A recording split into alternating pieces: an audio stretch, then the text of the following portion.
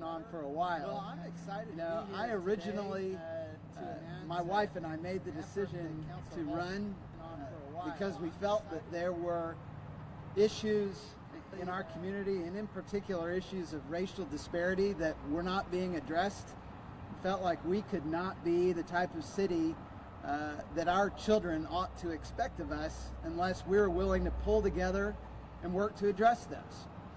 And one of the ways that you address issues in a community is by bringing people together, by bringing people who care enough to serve and to take the time away from their families, from their careers, to help move our city forward. And one of the outlets for doing that are our city commissions that we have. I'm very thankful that Councilor Harper brought this idea forward years ago. And it's really a testament, I think, to her as a public servant, that she did not just come forward years ago and say, you know what, you guys ought to do this, go figure it out. She went and researched every commission that we have at the city, looked at their membership makeup, looked at the issues they deal with, how their members are appointed, what they work on, drafted a draft ordinance, came forward, presented that to the mayor and to the council, and then decided that the appropriate thing and the good thing to show how much support there was in the community for this would be to run for the city council and to talk about that in her campaign. And I think the people spoke in that campaign. They showed that in District 1 this is a huge issue for folks, and that they wanted to see a change. They wanted to see a commission like this put in place. And so shortly after that election, she and I started talking, and I told her, I feel like she and I have converging interests here. We both want to do everything that's in our power to make North Tulsa a better community for the next generation of Tulsans. And so we started talking about this right after the election in November, and after we were both sworn in December, continued our discussions, working with our city legal staff, working with the council staff and the mayor's office staff. And I think today we are submitting to the city council for their consideration an ordinance which would create a Greater Tulsa Area African American Affairs Commission, which will allow our community to have the type of dialogue that we need to have to move forward as one city. Again, I can't stress this enough. The purpose of these commissions is so that people with broad ranges of views can come together and talk about the types of issues that need to be addressed in our city on a particular area of focus. And in this case, as we look ahead 4 years from now to the 100th commemoration of the worst race riot in American history, it's important that we in Tulsa have a commission like this that is looking at the issues that face African Americans in our city and provides positive recommendations to the mayor and the city council as to what we can do to make Tulsa a better place. So I'm here today, one, because I'm 100% supportive of this. It's been a great pleasure to work with Councilor Harper on this, but two, to thank her for the tremendous leadership that she's shown from day one in bringing this forward and introducing it at the City Council on Wednesday. So it's a pleasure to introduce her. Thank you. Thank you so much.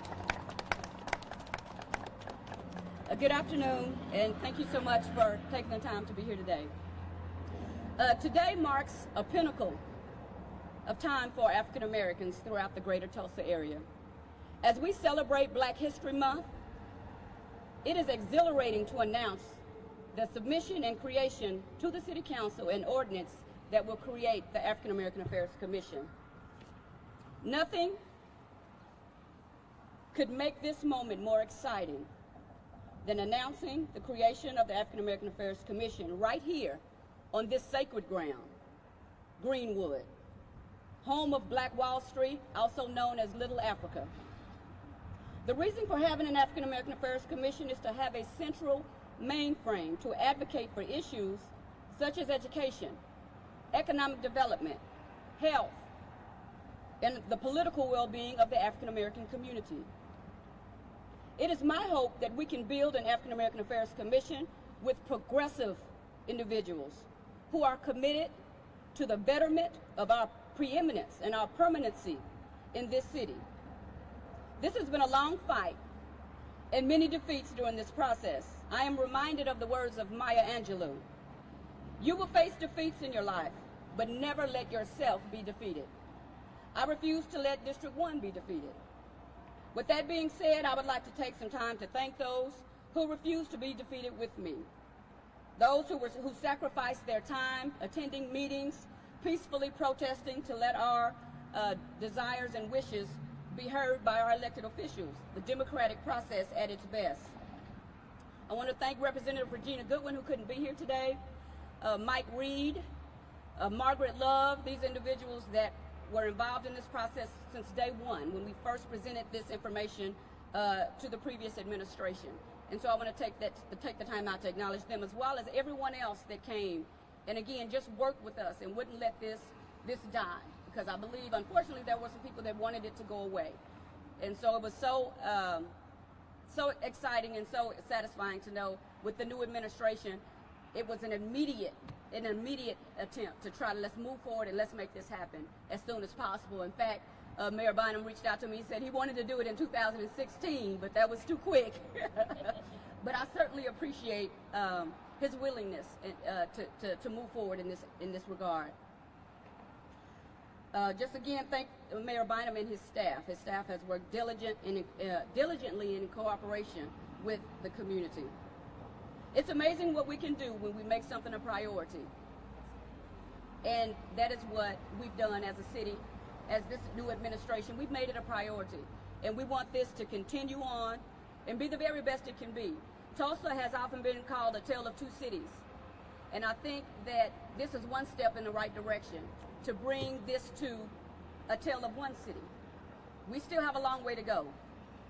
Don't make no mistake about that.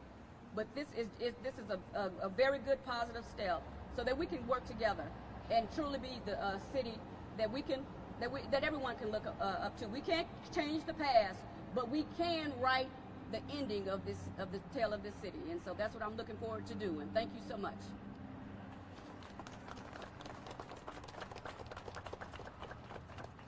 And that's it for this part of it. We'll all be available for individual interviews if you'd like to do it, but thank you for coming out and helping us spread the word about this great news. Thank you. Great job. Thank you. Thank you. These are some, let me just say, if you want to do some interviews, these are some representatives of organizations that serve the African American community that will be participating on the commission. So you can find out more about their organizations and who they represent. Hello. Hey, how are you? I'm fine. I'm glad I could finally do something you approve of. We get a bonus with one other thing I would like. Okay.